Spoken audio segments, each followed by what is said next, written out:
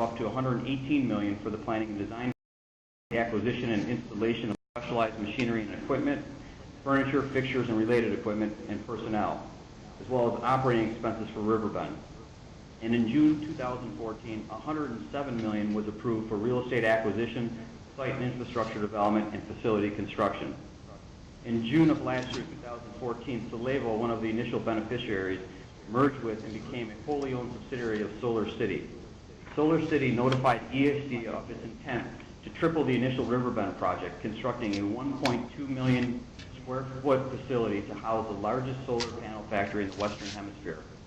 In September of 2014, the governor announced an additional $125 million, which would make for a cumulative $350 million for the expanded project. The $125 million grant requested today, which will be used for the additional construction cost of the approximate 1.2 million square feet, tenant-ready, LEED-certified facility. As you can see from the photographs in your materials, construction is progressing quickly. It is expected that the facility will be completely enclosed by this winter, with completion scheduled for the fall of 2016 and full production expected by early 2017. Fort Schuyler will own the property and real estate improvement. Solar City, through its wholly owned subsidiary of Solevo, will establish and operate a development, manufacturing, and commercialization gigafactory facility with the annual capacity to produce enough solar panels to generate 1,000 megawatts of electricity, or somewhere in the area of 3.5 million solar panels produced per year. The project is expected to create 3,000 jobs in Buffalo by January 1st, 2020. With that, the directors are requested to approve a $125 million grant from the Regional Innovation Cluster Capital Grant Fund for Fort Schuyler Management. Any questions or comments from the directors? Yes, Joyce. I have a question regarding the fiscal and economic benefits to the state. Because in view of the scope of this project, the benefits cited here seem rather low, that the fiscal benefit is only $8 million and the economic benefits are $106 million. Do those only refer to the benefits from the construction, or does that also reflect the operations of the factory once it's fully up and running? I believe that's just construction at this point. Okay. So, in fact, the benefits will be larger once the plant is established. Yes, once Fort Schuyler gets to operational capacity with Solar City, we believe those benefits will significantly increase once you take a site with currently 0 jobs all the way up to 3,000 over the next handful of years or so. That's quite a significant impact. Yes, ma'am. Any other questions from the directors? Any comments from the public? Is there a motion to approve? Move. Second. All in favor? Aye. Aye. Any opposed? Thank you. Carried. Ryan McLeod, representing ESD's Mid-Hudson Regional Office, will now present the Regeneron Downtown Revitalization Fund item for the director's consideration. Ryan? Good morning, ladies and gentlemen of the board and Commissioner Debsky. Today I am presenting Regeneron for a $2,125,000 capital grant. This is a business expansion project which involves the construction, renovation, and purchase of machinery and equipment for a new research and development and corporate headquarters facility in the village of Tarrytown, town of Greenburgh, Westchester County. Regeneron also has a manufacturing facility located at 81 Columbia Turnpike in Rensselaer County. Regeneron is a leading biopharmaceutical company that discovers, develops, and commercializes new therapeutic agents to treat unmet medical needs. Market Arcalyst for subcutaneous use and the Eylea injection. In 2007, Regeneron and Sanofi Aventis, a French multinational pharmaceutical company, entered into a global strategic collaboration to discover, develop, and commercialize fully human therapeutic antibodies using Regeneron's proprietary Velocity Suite and trade technologies, of which 5 are in clinical development today. Empire State Development incentive offer to help keep Regeneron in New York State, as it had considered expanding its industrial operations and product supply facilities outside of New York State. The total project cost is $39,019,231. ESD's incentive proposal requires that Regeneron maintain a baseline employment of 978 jobs and create 300 net new jobs by January 1st, 2015, which has been met, as current employment at Regeneron in New York State is at 1,720. The incentive proposal offers Regeneron $2,125,000 in a capital grant. Thank you for your consideration. Great. Thank you, Ryan. Any questions or comments from directors? Good project. Any comments from the public? Yeah, this project, this company, as you all know, has really been a growth story in New York State in the biotech industry in Worldwide. 2014/15. Worldwide. I just saw they bought 100 acres of property contiguous to their facility in Tarrytown, I think, so for potential future growth. So hopefully their success will continue. Motion to approve? So moved. Second. Okay. All in favor? Aye. Any opposed? Great, thank you. Brendan will present an item relating to the Global Container Terminal for the Director's consideration. Brendan? Good morning. I'm here to present the Global Container Terminal New York Dredging Project. GCT operates a full-service container and general cargo handling facility. This is the largest container terminal in New York State and the largest private sector employer in Staten Island. The company leases its 153-acre site on the North Shore of Staten Island from the Port Authority of New York and New Jersey. While New York Harbor is a superb natural harbor, sheltering vessels from the elements, it is naturally only 20 feet deep. Today's massive container ships, including those that have already been built in anticipation of the expected Panama Canal expansion, which is slated to be completed next year, ships now require depths of 50 feet, which makes dredging vital. The project entailed the dredging of berth 3 of GCT's facility, which involved drilling along the existing pier face and blasting of rock ledges.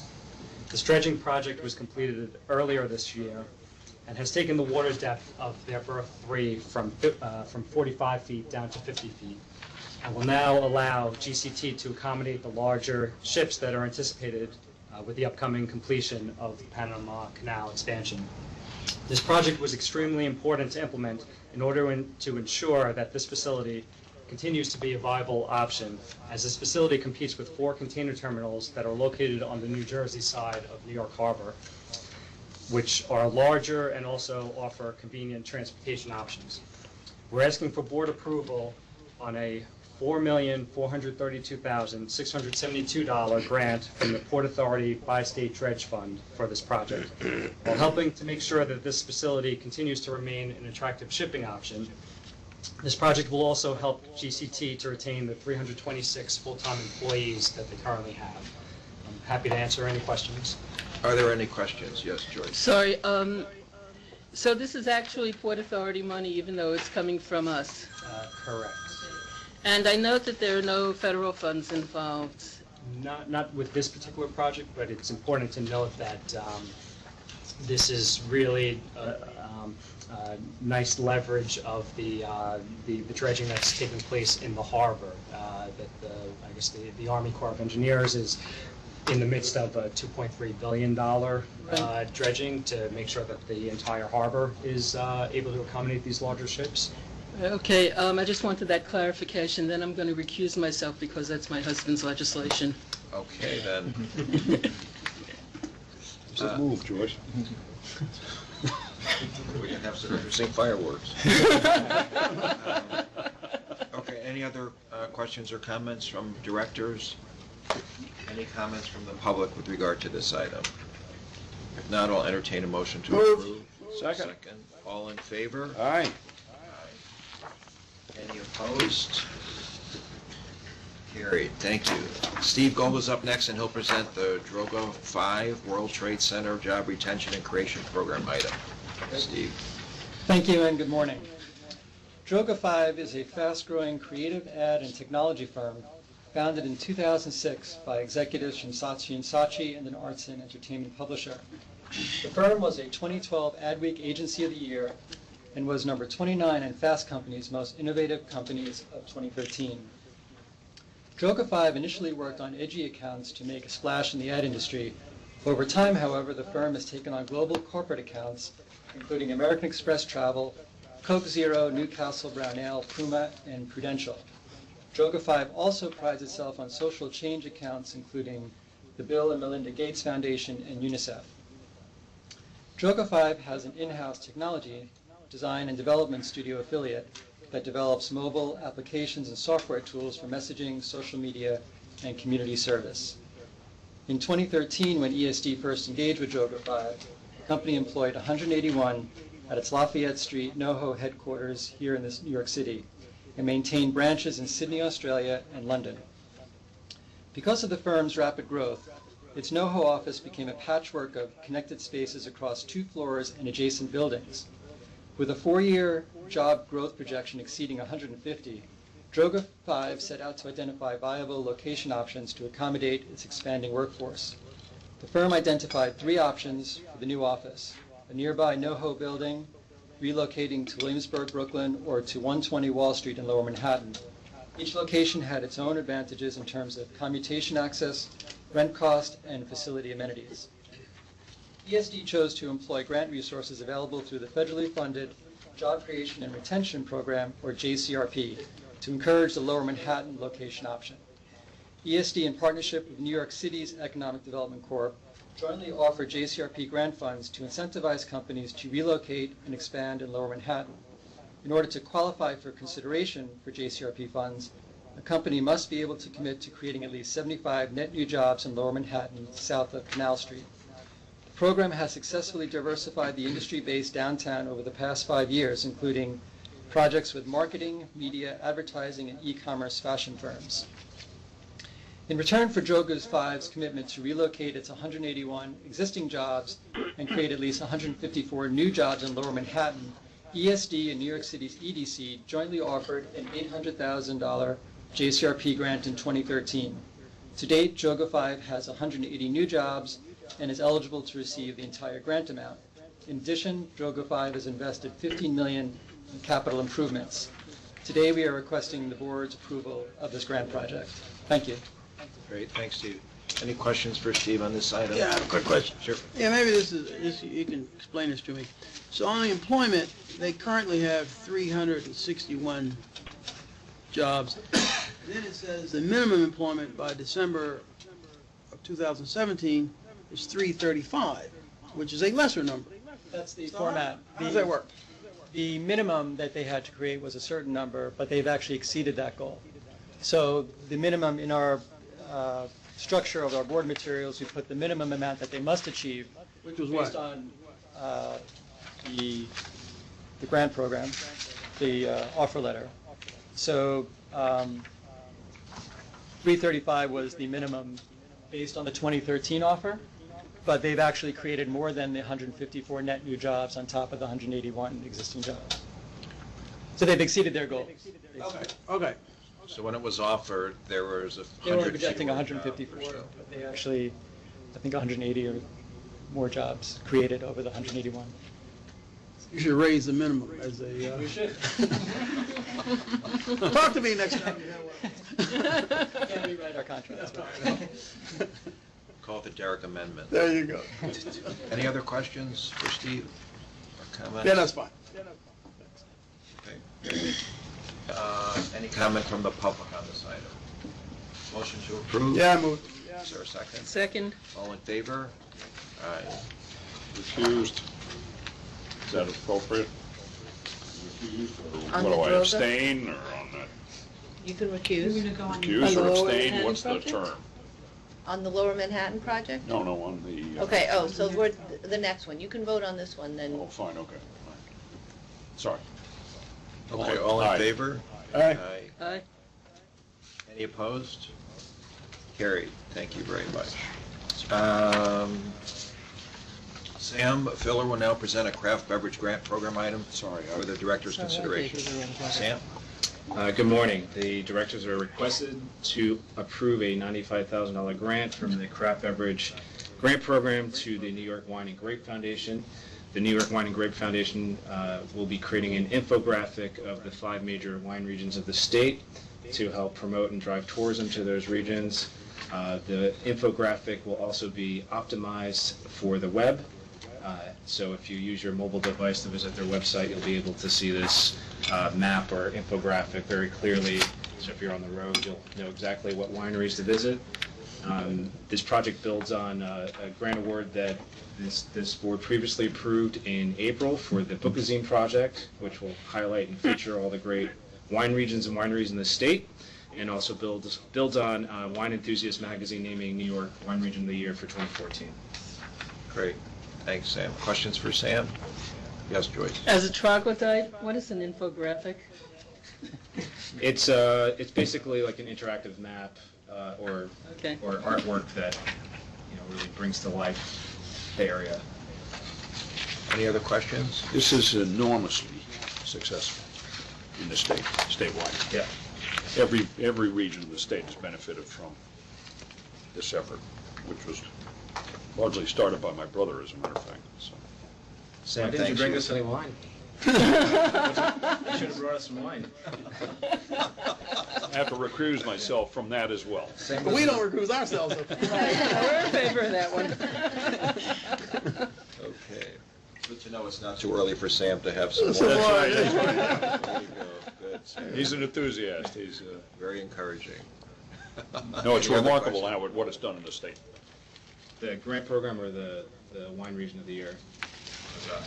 Well, the winemaking started, and then the grant making to enhance it, and then of course the tourism component of it is staggering, Yep. which led to, in part, a Supreme Court case about intrastate shipment of wine, which was tried 4 or 5 years ago to enable people to go to Hammondsport or Millbrook, New York, and say, I want to ship to my house in Scarsdale or in Syosset, Long Island, and it was barred from it. Right. And the Supreme Court case was under the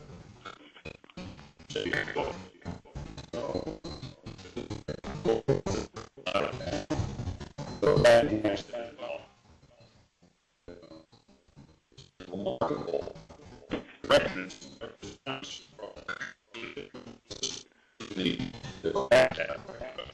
the history of it. All that things that pretty good. Oh, boy.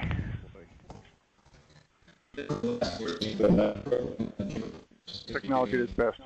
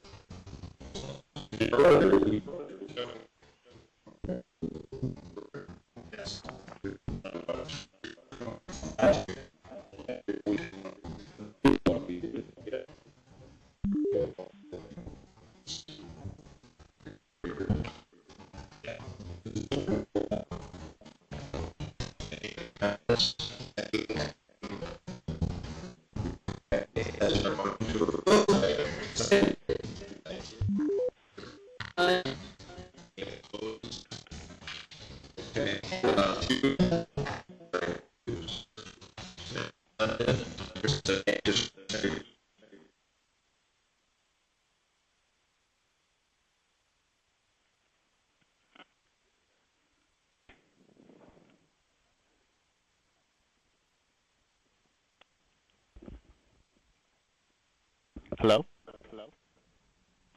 Hi, this is Stephen Buffalo. I think they dropped us. Were you having problems hearing? Yeah. I probably should dial in again. I bet you they were going to reset it. Okay. Thanks.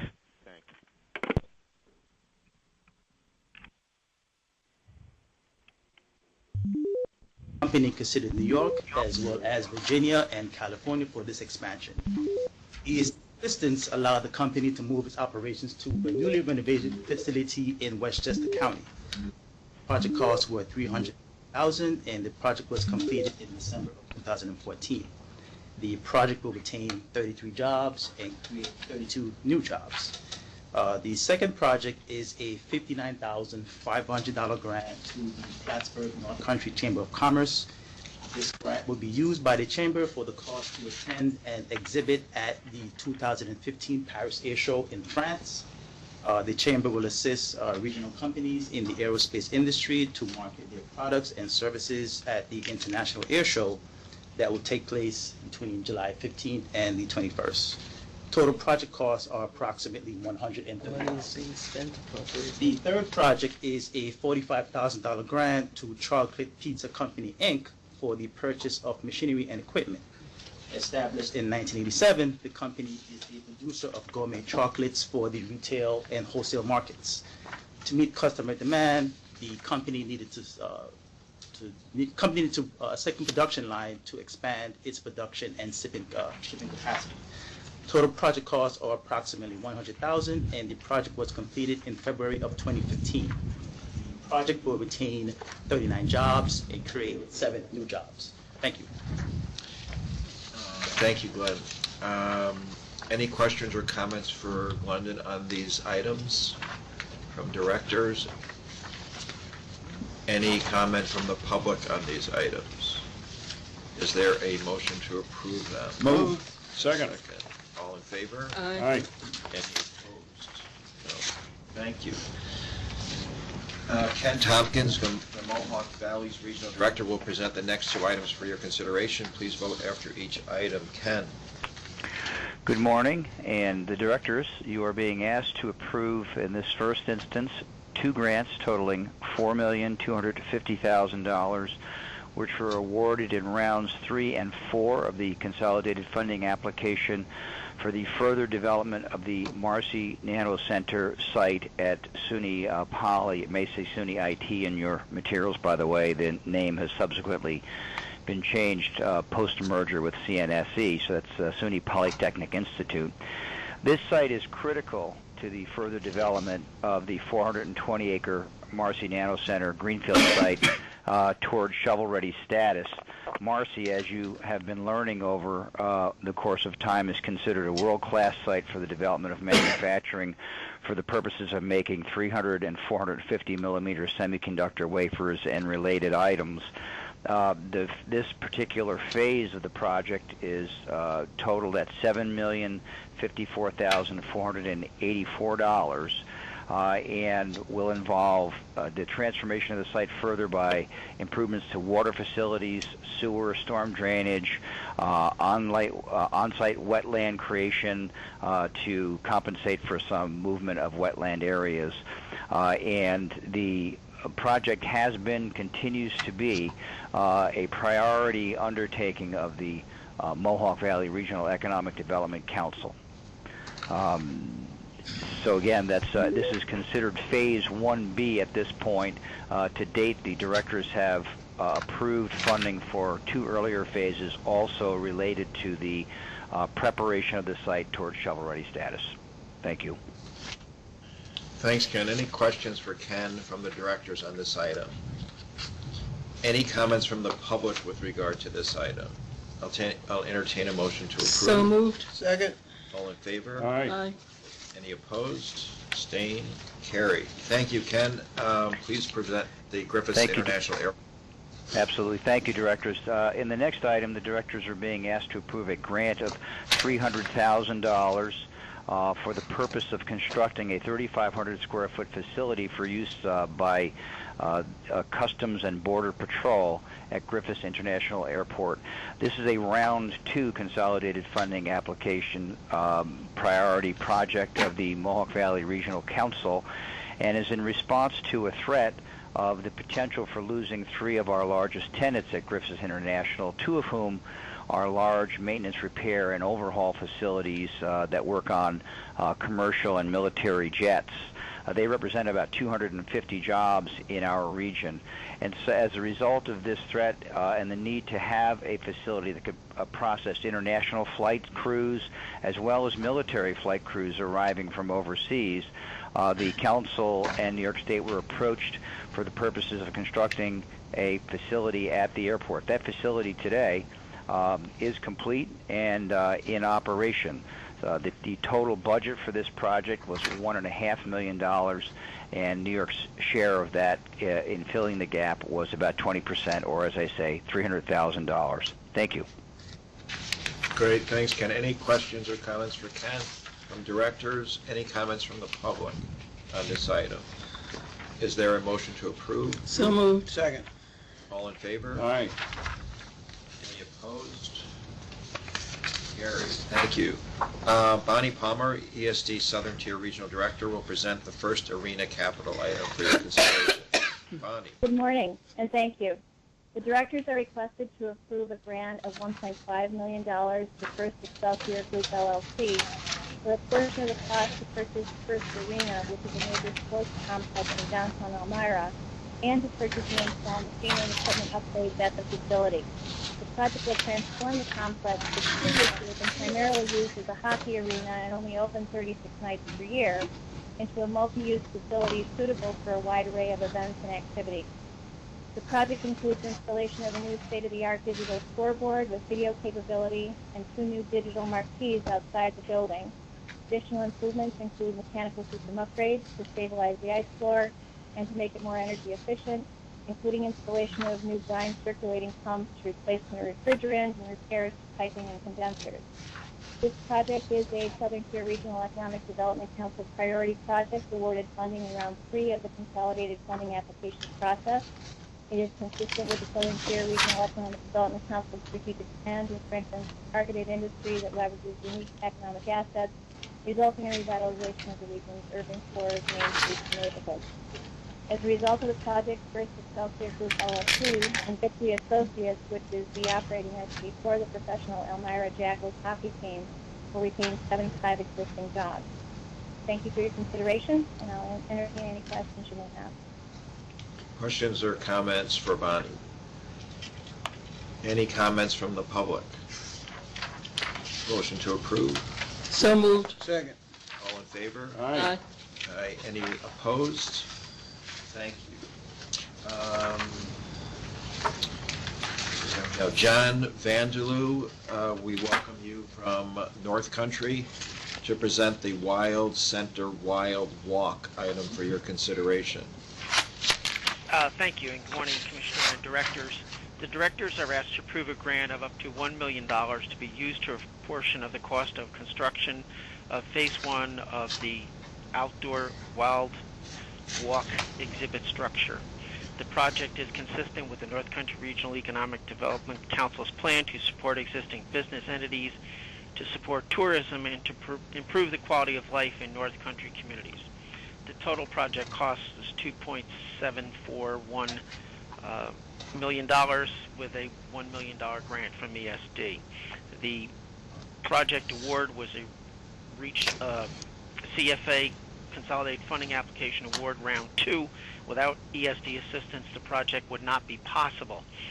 The museum planned, design, and construction the Wild Walk, an outdoor Adirondack interpretive educational exhibit designed to connect visitors to the local Adirondack ecosystems with an elevated walkway through the treetops on a portion of the 81-acre museum site.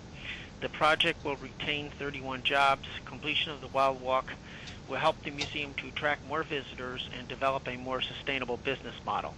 The project provides the ability to expand tourism and visitor base with additional Adirondack interpretive educational programs and a new outdoor venue for visitors to explore, and this is expected to develop additional museum revenue through increased visitors and memberships. Thank you. Any questions from the directors to John on the Wild Center Wild Walk? Any comments from the public on this item? Motion to approve. So moved. Second. Second. All in favor? Aye. Any opposed? Thank you. Ryan McLeod, representing ESD's Mid-Hudson Regional Office, will present the next two items, the first one being Touro College. Ryan, it's yours. Good morning, ladies and gentlemen. Good morning, Commissioner Dembski. The directors are asked to approve a $1 million capital grant for Touro College's expansion into Orange County.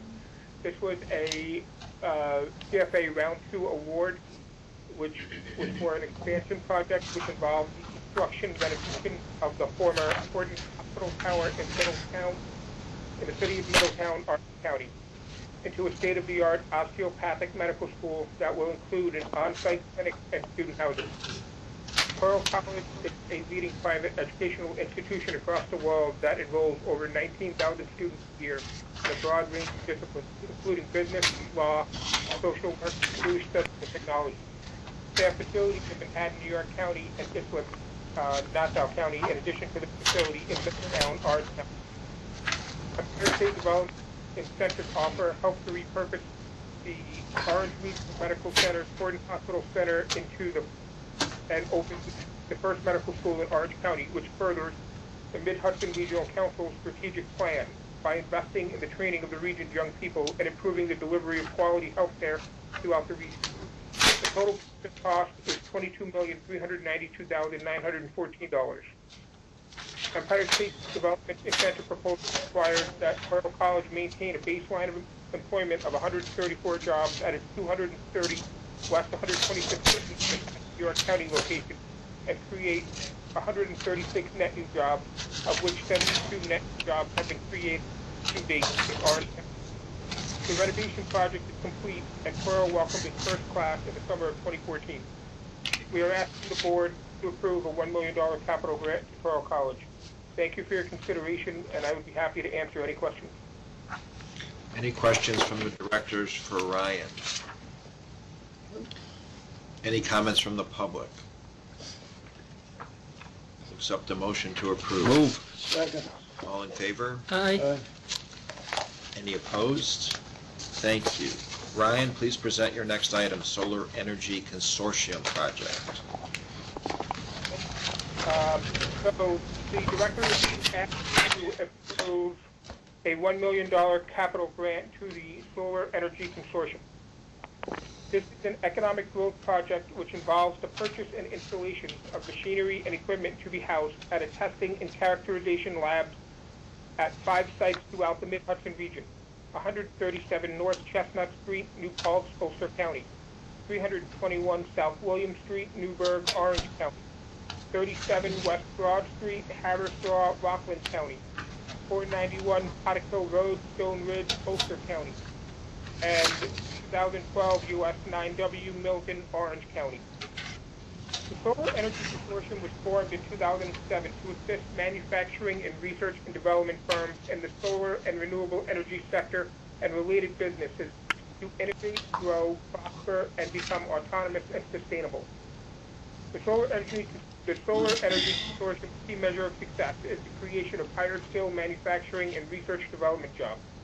Over the past 4 years, through the attraction and growth of solar energy-related companies to New York State, it has created over 800 skilled jobs. Empire State Development's incentive offer helps the Solar Energy Consortium bridge its funding gap to purchase additional specialized equipment, which furthers the Mid-Hudson Regional Council's strategic plan by investing in advanced high-tech manufacturing.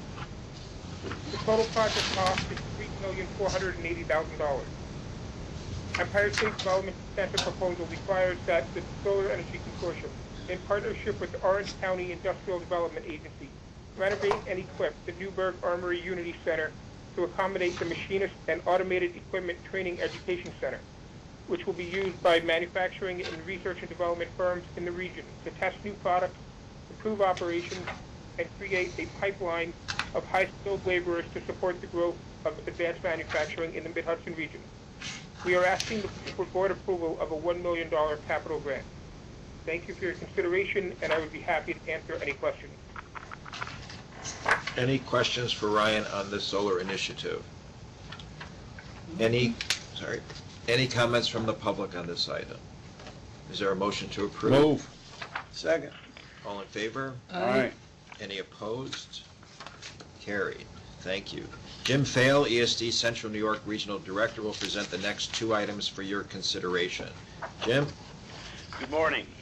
The first request will be that the directors are being asked to approve is a $500,000 grant on a $1 million project for the SUNY Research Foundation, which will then give the funds to SUNY ESF, the College of Environmental Science and Forestry.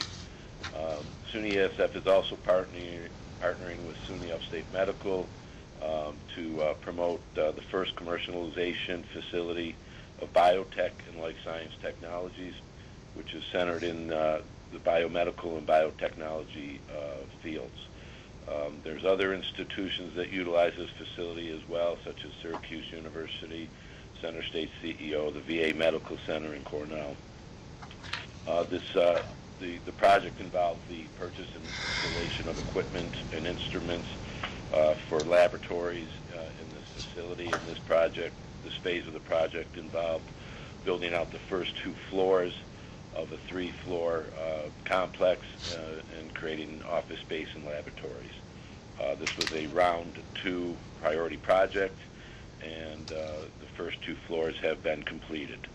And I would be glad to take any questions. Any questions for Jim? Any comments from the public on this item? Entertain a motion to approve. Move. Second. All in favor? Aye. Any opposed? Carried. Thank you. Jim, please continue with Roland House. Thank you. The second project is a $250,000 grant to Aurora Inc. on an approximately $8.3 million renovation project located in Cayuga County. This project involves the renovation of a historic turn-of-the-century lakeside mansion in the Finger Lakes region, which has been vacant since 2006. The project includes renovations of 10 rooms, a conference room, a library, a dining room, wraparound porch, and this house oversees Seneca Lake. This was a round 1 priority project for the regional council. The facility is open and has created 7 out of the 8 jobs that is required for this project. Any questions? Any questions for Jim on Roland House? Any comments from the public on this item? Entertain a motion to approve. So moved. Second. All in favor? Any opposed?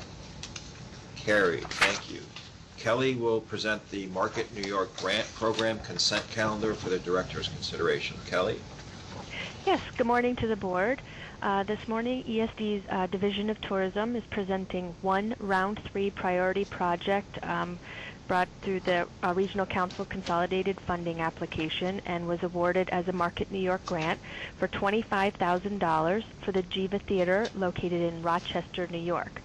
The Jiva Theater is one of the country's leading not-for-profit professional theaters and is one of the most attended regional theaters in New York State.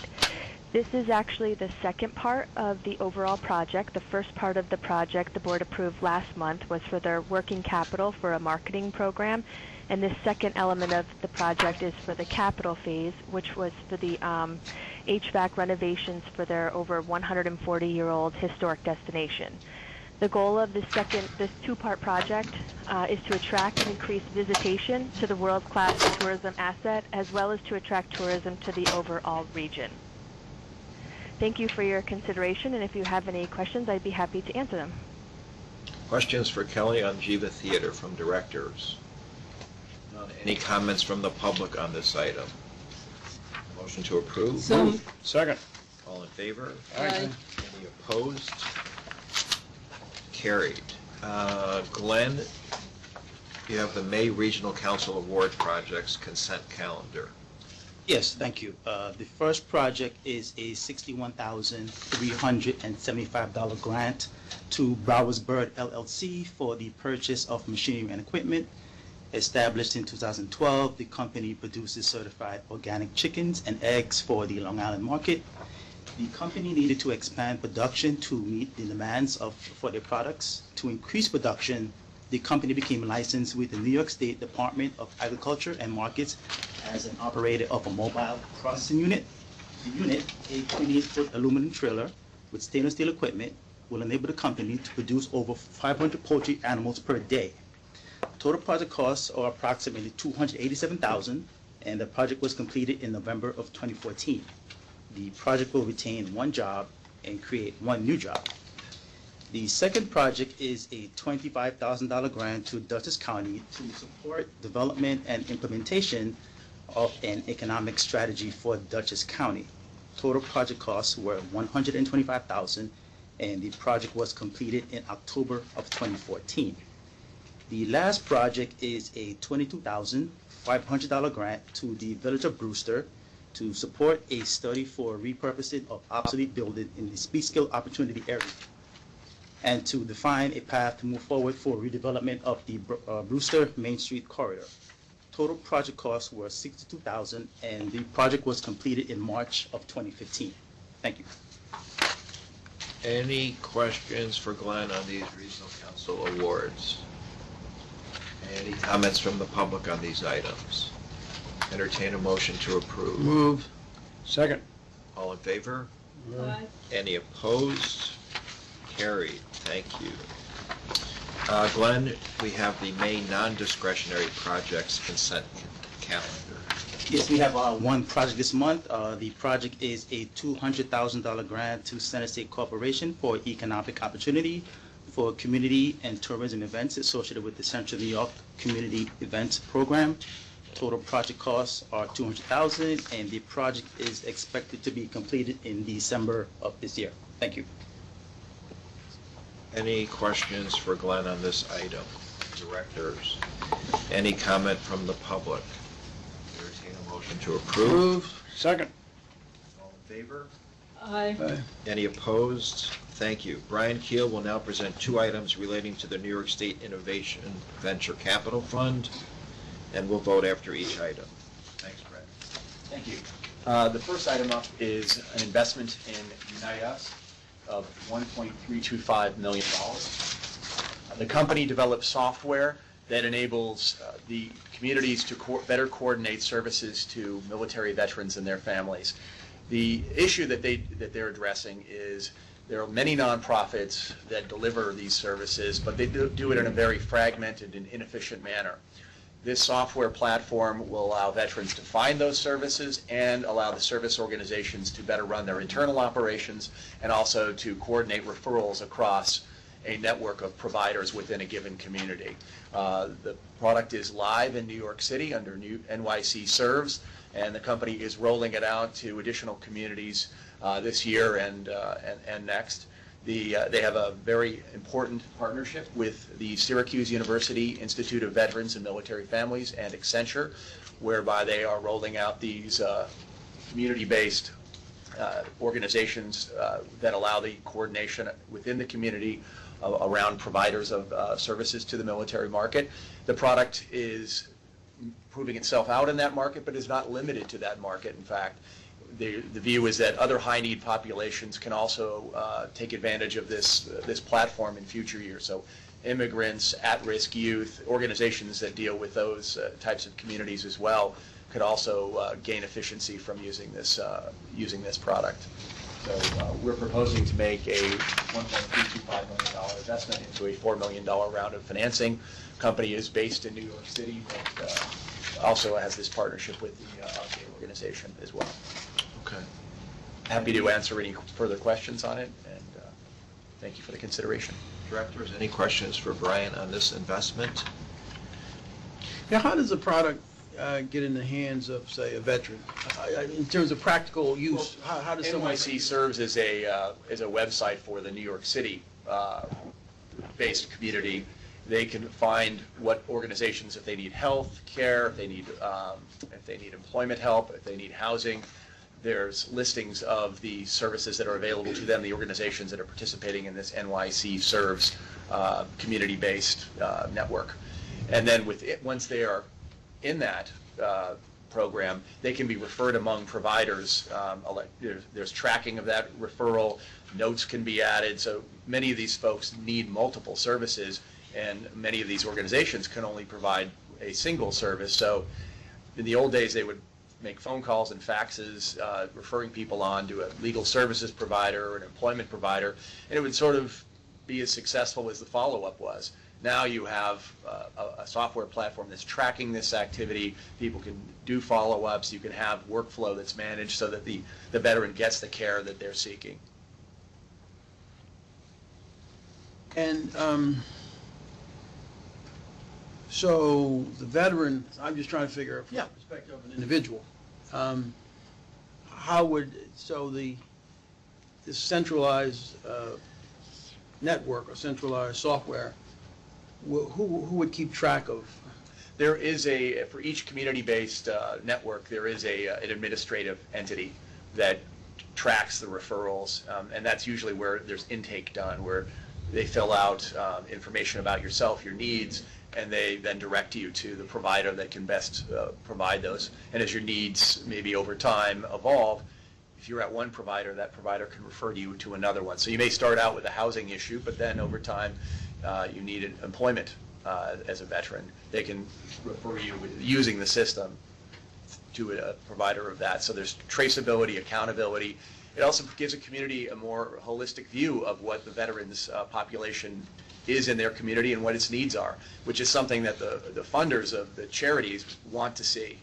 They know they're funding a lot of these worthy causes, but they aren't seeing the tie back into what's happening and the results. This gives them a tool, and they're very supportive of it as a result, to capturing all of that data and that viewpoint.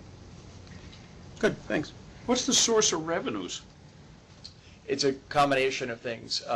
It's software licensing essentially, but the ultimate customer can be the network itself, most of which receive their funding through philanthropic sources, and also the organizations within the network that would buy it to use for their internal operations. Again, most of those are If I have an entity that does something for veterans, I pay to get on this website? No, you don't. But if you want to use their software to manage your internal operations, you would pay, there's an additional fee for that. If to be part of the network that is not something you pay for. A philanthropic organization is paid to have New York City Serves up and running. Same thing in North Carolina. I believe it's the Walmart Foundation down in North Carolina.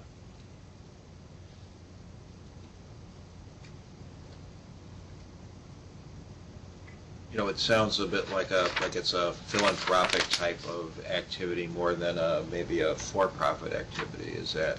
Well, the company is a for-profit entity, but they are serving nonprofits. Nonprofits do have technology needs. They buy software, buy and use software today, and they buy and use quite a bit of software. And most of their funding is from donations and foundations, and this is consistent with that in terms of where the original source of the capital is. But is it, when you take a look at this financing that we're looking at, right? $4 million, right? Yep. And $2 million is coming from new investors. I take it we're one of the new investors? Correct. All right. We get a preferred, do we get paid back? We have a preferred liquidation preference, yes. Yeah. Oh, okay. Sale of the company. Now, this is Clayton in Albany. One of the interesting points is the Veterans Administration have been purchasing this software for use in a number of their hospitals as well.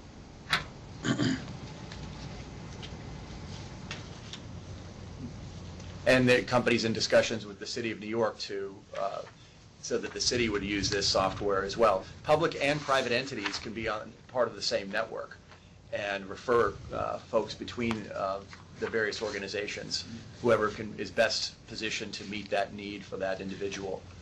And that same paradigm works for a veteran, but it can also work for an immigrant or other at-need, at-risk populations. The whole point is better coordination and of of work between organizations and then within the organization itself too. They have case management tools that allow people to do their work more efficiently, more effectively. But the ultimate providing source for funds is foundations and other charitable. You know, it should be pointed out that one of the priorities throughout the state in all of the regions has been veteran initiatives to integrate returning veterans back into the workforce and the community. So I think this investment also enhances that overarching mission that the state, through all of its regional economic development councils, has been actively involved in now for a couple of years. And New York City is and New York State is the start of it. This company's based here, and their first pilot was here with 45 organizations. So it's up and running and delivering value right now. Okay. Any other comments or from the directors or questions for Brian on this item? Any comments from the public on this item? Entertain a motion to approve. Second. All in favor? Aye. Any opposed? Thank you. Brian, you've got one more item. Yes. The next company up is Curator, and we are seeking to invest up to $1.735 million in preferred equity in the company. Curator has developed a mobile data platform for the healthcare market. What it enables is better coordination of care for a patient. And the company's capitalizing on changes that we're seeing in the healthcare market, where the providers are taking on risk and being responsible for keeping the population that they cover and provide care to healthier and reducing costs overall. To do that, they need better information about that patient and what care they're being given throughout their life. And this tool provides that information. It does it by providing information around admissions, discharges, and transfers within a hospital environment or care environment, and alerting the provider when those changes take place. An example might be someone misses a diabetes treatment, a dialysis treatment appointment. Instead of finding out 2 weeks later when the person's been admitted into the ER because they've missed that appointment, you immediately get a notification they've missed that. You can follow up with the patient, get it rescheduled, and avoid a costly hospital stay. So this communications platform ties together all of the people in a patient's care circle. And the company is based in New York. Its initial deployments are within the New York hospital system. They've secured some large partnerships too with cross-industry nationwide players, DaVita being the major one. They are a large provider of renal care treatment, so dialysis, and visiting nurse services also adopted this platform.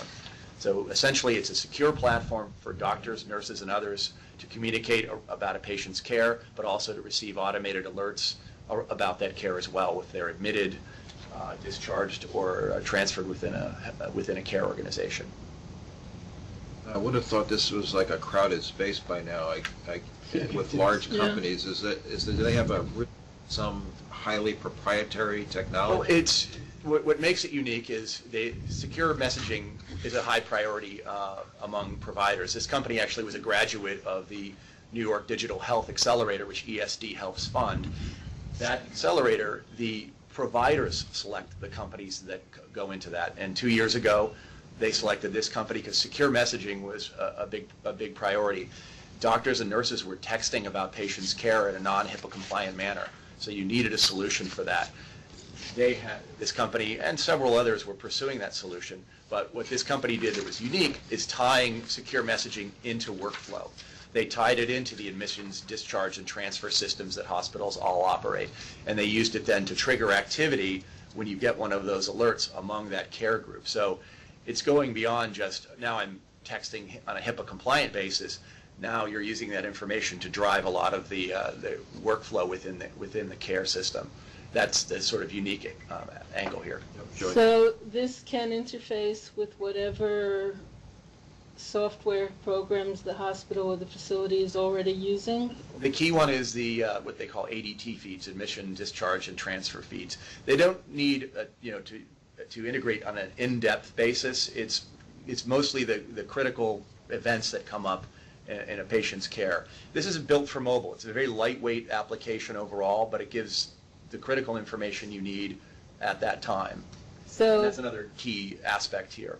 But does that mean that the information is being input by the doctors and nurses, or by Yes, into administrative staff, or? well, probably both. In the case of an admissions or discharge, if someone is being admitted or discharged, administrative staff would be doing that. But that can trigger a conversation among the doctors, nurses, and social workers if someone has one. I'm chairman of the board of a hospital system headquartered in Poughkeepsie, and I will tell you, this is a very, very crowded space. There are a lot of people doing this, including hospitals. While I hear what you say, I mean,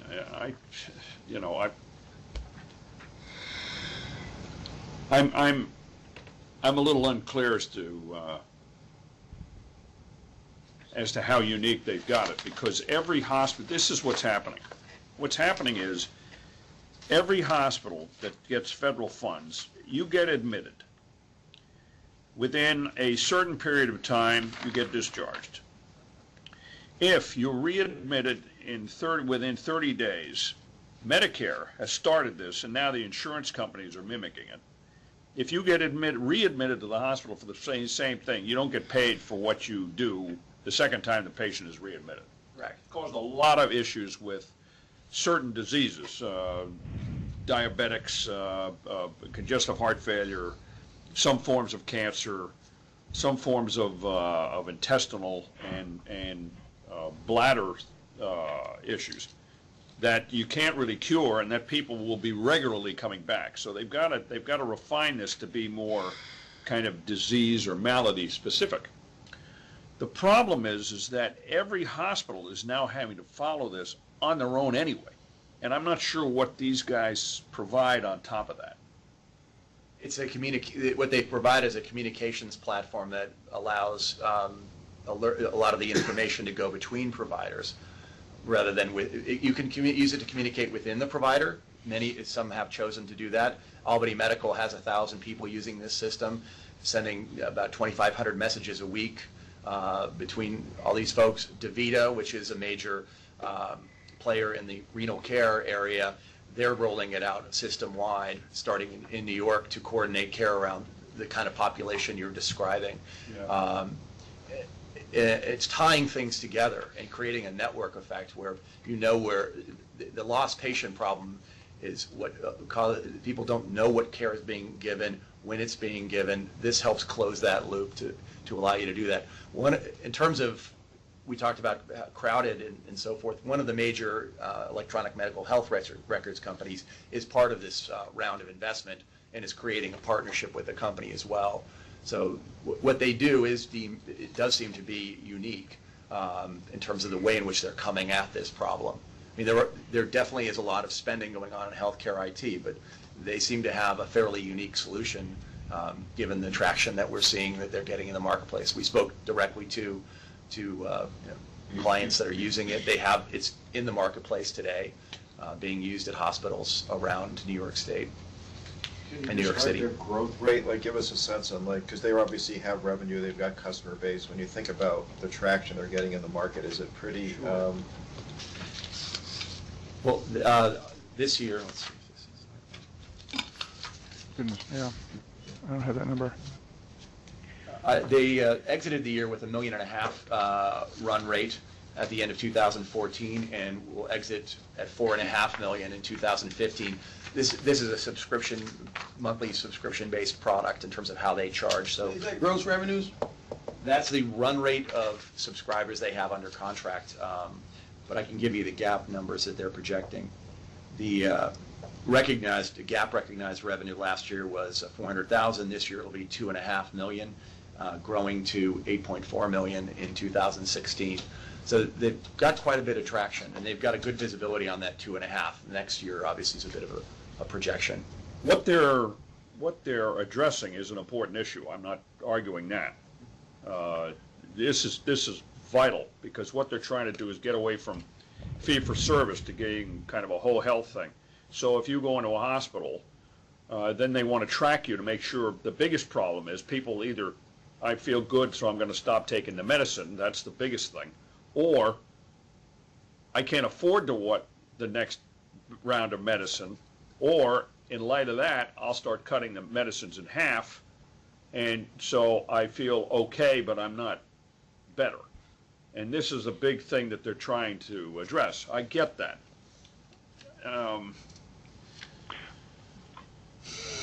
Well, the example that I gave you earlier, sorry.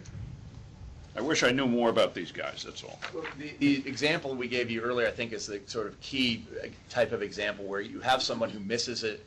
They've chosen to skip their dialysis appointment for a social engagement, whatever the reason might be, and they're feeling okay that day, and no one who's responsible for their care is aware of that incident and can't have it rescheduled and get ahead of it. They show up at the ER a week later feeling badly. Oh, they forgot to reschedule it, and now they have to be admitted, and they're treated there, when a timely rescheduling of the appointment might have had a much greater impact and reduced the overall cost. Yeah, Joyce. Two questions. One is, so users of this system include at the moment Montefiore, the Albany Medical Center, and is that Mount Sinai Hospital in Manhattan? Correct. And they're all utilizing this platform. As is the visiting nurse service as well. So that does have some major institutional support. Yes, seems to be getting good traction within those organizations, and like I said, one of the major electronic medical health records companies coming in this round, negotiating a partnership with this company. They also already have the renal care provider, DaVita, which is a large corporation that specializes in chronic maladies like that require dialysis. Sounds like this company get acquired. I mean, I don't know how they could possibly compete, Yeah. given their size, with. Well, over time, most of the companies we invest in will be more likely acquired than become public entities, but there's still quite a bit of growth here that they have available to them, and a lot of economic and job growth that they can create. Of the $13 million that they're raising in this round, how much of that has been raised already? They've raised 11 of it already. So we're going into a second close. And that's the final close? Yes. Any other questions? Okay. Good. Any comments from the public on this item? Motion to approve? Yeah. Second. All in favor? Aye. Any opposed? Great, thank you. Scott Clay will now present a contract item relating to a site reuse feasibility analysis regarding a ConAgra facility. Scott? Yes, good morning, members of the board. The item for your consideration is a approval of a contract for $73,000 for a feasibility reuse study for the former ConAgra plant in Fredonia, New York. ESD will contract with Addy Voltage, the consultant, for a study that will evaluate the potential for reuse of the plant based on an evaluation of existing conditions and identify target industries that may rehire the affected workforce and or mitigate impact on local suppliers. The consultant is also charged with identifying marketing strategies for each industry and company type and recommending any investments or improvements to the plant that will enhance the value to the targeted industries and companies. At the conclusion, the study will be made available to local municipalities, not-for-profit groups, and local development organizations. Thank you. Are there any questions? Any questions from the directors for Scott? Any comments from the public on this item? Is there a motion to approve? Move. Second. All in favor? Aye. Any opposed? Carried. Thank you. Andrew Flom will present a request to reallocate funds in connection with the Small Business Revolving Loan Fund Program. Andrew. Good morning, everyone. I'm here today to present to the board a motion under consideration for shifting funds from one small business revolving loan fund lender to another. As background, the Small Business Revolving Loan Fund was approved by the board back in November of 2010, It allocated $25 million towards 20 community-based lenders that have provided loan capital as well as credit enhancement. It's been crucially important to the small business community throughout New York State. To date, the $25 million have fully revolved and then some. Over 3,600 small businesses have received loans as a result of the loan capital that's provided through this program, over 90% of which are minority or women-owned businesses. The motion today regards the New York Business Development Corporation, LDC. They're one of the 20 lenders. They are asked to reallocate $1,395,000 from NYBDC over to NYBDC's LDC. These are two organizations that are affiliated under common management. With this additional funding, the NYBDC LDC will launch an online lending program, effectively competing with some of the other online lenders out there in the marketplace, but the interest rates they're going to charge are a fraction of what is out there presently. They're really envisioning this as a program that will enable them to help grow businesses that need quick access to startup, to quick access to capital that the online lending programs can provide, and yet kind of at more modest amounts that can help them grow into some of the larger accounts that NYBDC has to be able to serve throughout the state. Great. Any questions for Andrew on this item from directors? No. Any comments from the public on this item? Is there a motion to approve? Move. Second. All in favor? Aye. Any opposed? Thank you. Howard Kramer will present a request for the corporation to amend this contract with BBDO USA LLC. Howard? Good morning. The board is being requested to authorize a $25 million amendment to its existing contract with BBDO USA LLC.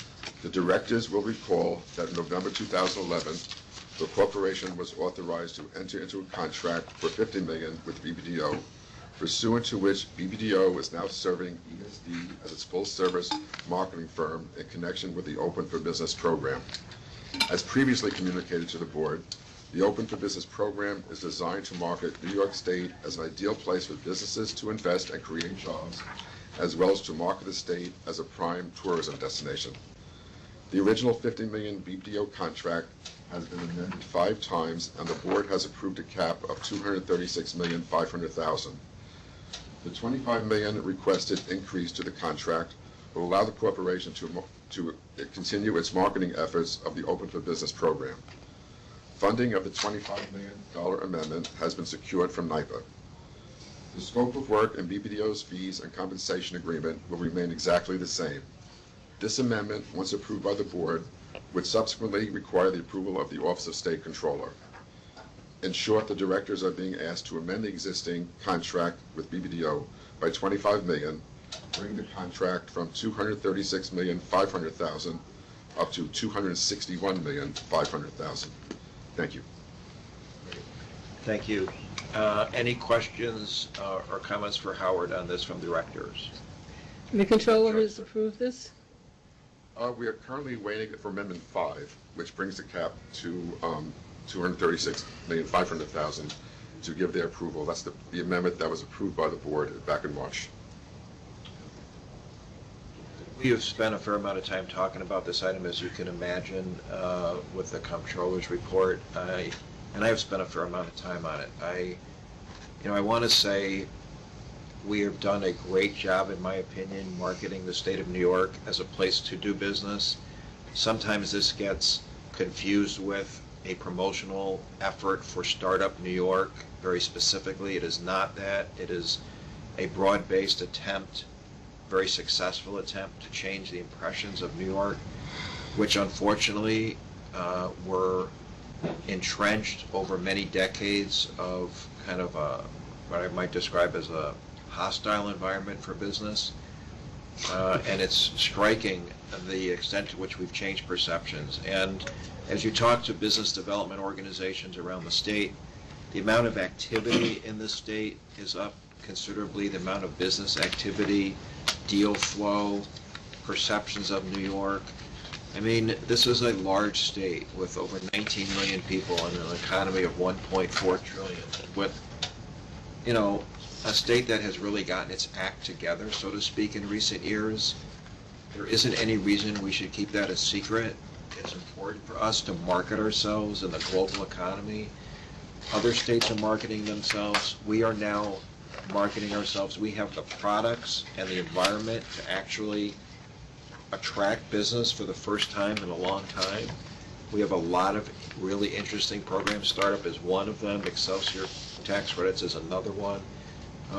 We have a lot of programs, and we have a more competitive state than we've had in a long time. So, having spent a fair amount of time on this myself in recent weeks, I think we should be careful not to fall victim to some of the criticisms, which I think are very short-sighted. I think the spending, the branding of the state will pay and is paying big dividends for the state, and will going forward. So, I want to say that. I think it's important that we stick to our guns and move this type of spending forward. I think we have a lot to be proud of and a lot to sell. And we don't do ourselves any favors keeping that a secret. So. I absolutely agree with you. This was, the I Love New York campaign was started by my brother when there was the Commerce Department. They had a grand total budget of $4 million. They had no more money. And they literally designed this thing in a conference room. My brother and one other guy designed the heart thing.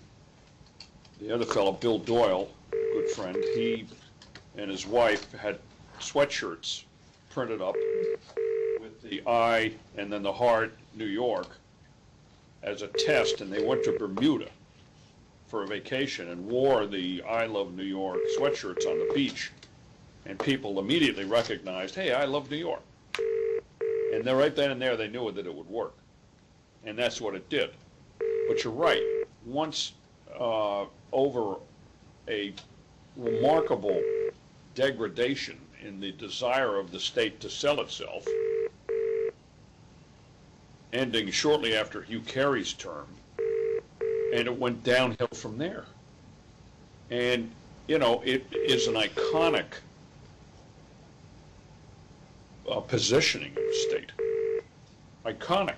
Yeah. And even in spite of the fact that it wasn't ever used for years, almost decades, really, you're right. It has become, we've awakened it, and fortunately with what we've been able to do, not only with the advertising, but what we're doing here, what we've been doing here, to a far greater degree, and what has assisted that in large part has been these regional councils. Here you have regional councils that are made up of citizen volunteers doing this.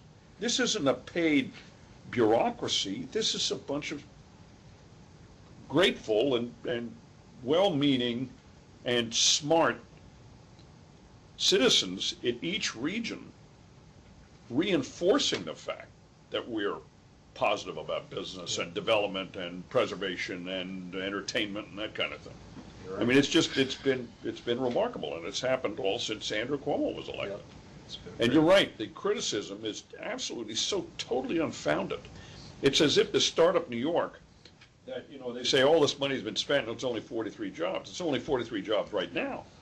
But we're already seeing, as a result of this, literally hundreds of jobs. And this is the beginning of it. And that's why it's been so interesting for me to be on. Joyce and I, Derek, we go back to the old days when it was really, this was pretty thin and there wasn't much going. But the regional councils, I think, deserve a great deal of credit for awakening each part of the state to being, hey, let's find meaningful and important organizations or entities that we should support. And some of the support is literally very diminutive, but if it makes a difference and enhances it, it's much better. And it's all been done, I won't say free, but at very low cost compared to if you had to create a bureaucracy to do all of this stuff. You couldn't fund the bureaucracy to create it. And it's just been fabulous. It's just, to me, that's been one of the most rewarding parts of being a director on this thing, is that to see the regional the regional, I mean, every one of us lives in one of the regional areas. And you see, I know from personal experience, from the Mid-Hudson region guys, I know from personal experience, because I know virtually all of them, how devoted they are to doing things. And it's just fabulous. Rich, can you imagine the Robert Dyson testimonial ad? No, but it is true when you think about it. I mean, these regional councils have been just absolutely terrific. And Andrew was very, very aware and took a great deal of intelligent advice from people in their various regions as to who to put on these things. But it has been free, absolutely free of conflict and controversy, side deals, payoffs. It's non-existent. Everybody is doing this thing for the good of the state. It's been absolutely remarkable. I mean, it's so rewarding to see it. It's just terrific. And this is part of it. This $25 million increment is part of it. So I guess that's in favor? That's a yes. That was 5 yeses. Sorry. Any other comments or questions? Sorry. For Howard? Any comments from the public? Notice he didn't mention who the governor Motion was to after approve? marriage. Derek, are you making a I'll motion? motion. I thought Mr. Dyson was going to. I move. Yeah, I enthusiastically move. Okay. And I'm sure there's a second. Second. Yeah, second. All in favor? Aye. Any opposed? Great, thank you very much. Steve Golick will now present a request for authorization for the corporation to enter into a contract for abatement and demolition services in connection with the former Episcopal Church home in Buffalo. Steve. Thank you. Today the board is being asked for authorization to complete demolition work at the Episcopal Church home in Buffalo. The property was acquired by ESD in June of 2003. It adjoins the Peace Bridge that links Fort Erie, Canada and Buffalo, and as such it's a very important parcel for future economic development opportunities. At the time we acquired it, it was intended that ESD would stabilize and remediate the property and demolish structures in order to make the property available for future economic development purposes. As a result, last August, the ESD board authorized the corporation to enter in a contract with Total Wrecking Environment for abatement and demolition services after bids were advertised in the New York State Contract Reporter. Due to the limited amount of funding ESD had available, the work was limited to asbestos abatement and hazardous material remediation and demolition of one building that is not part of the main complex. We have identified the remaining funds, so we're looking for the board's authorization to complete the demolition work. The additional scope will include demolition of all remaining structures except the historic Hutchinson Chapel, which will be stabilized in place. In addition, there'll be site work, landscaping work, that type of thing going on there. This additional work will be completed for an amount not to exceed $2,600,876, which includes a 10% contingency. This will result in an increased contract amount totaling $6,287,562. So based on the foregoing, we're seeking authorization for the corporation to move forward with the additional demolition work and to take all related actions. Thank you. Thanks. Any questions or comments from directors for Steve on this item? Yep, Derek. What is the long-term plan for this site? Well, we don't know at this point. I mean, it really is situated perfectly to take advantage of what's going on with some of the, some of the work happening at the Peace Bridge. It ultimately could, we may issue an RFP. We may, it could be folded into the existing Peace Bridge or Plaza, but at this point, we're just moving forward to get it ready to go. So in the next year, after this work is done, this work will probably take 6 to 8 months. Then we'll be ready to move forward with, securing its future development. Thanks. Other questions for Steve? Any public comment on this item? Is there a motion to approve? Move. Second. All in favor? Aye. Any opposed? Great. Any opposed? None. Carried. Glendon will present the final item on today's agenda. This item is being presented for our information only and will not record. Go on. Thank you. On January 15, 2015, the ESD directors approved a general project plan, or GPP, authorizing 3 grants totaling $15 million to Onondaga County for a portion of the cost of acquisition and renovation of the historic Hotel Syracuse. The Onondaga County Convention Hotel Development Corporation, or OCCHDC, created by Onondaga County to accept, administer, dispense funding for the purposes of developing and reconstructing the hotel, was authorized by the GPP as beneficiary of the grants. To facilitate management of funding and administrative responsibilities, the county was requested that the grants be made directly to OCCHDC. OCCHDC would then reimburse the county for its $1.1 million of contribution for acquisition costs and make the balance of the grant available to the private developer, the Syracuse Community Hotel Restoration Company 1 LLC, acting as the new ESD beneficiary. No other changes to the grants are being proposed. Because the project scope, the budget, the parties' function as it relates to the project as described will not change, staff will accommodate this request by change of the grantee and beneficiary as administrative item. This is brought to the attention, to board for attention, as a mentioned item. No further authorization is required. Thank you. Any questions for Glendon on this item from directors? Any comments from the public on this item? Okay. I'll entertain a motion to adjourn the meeting. So moved. Second. All right. We are adjourned. Thank you all. Thank you. Okay.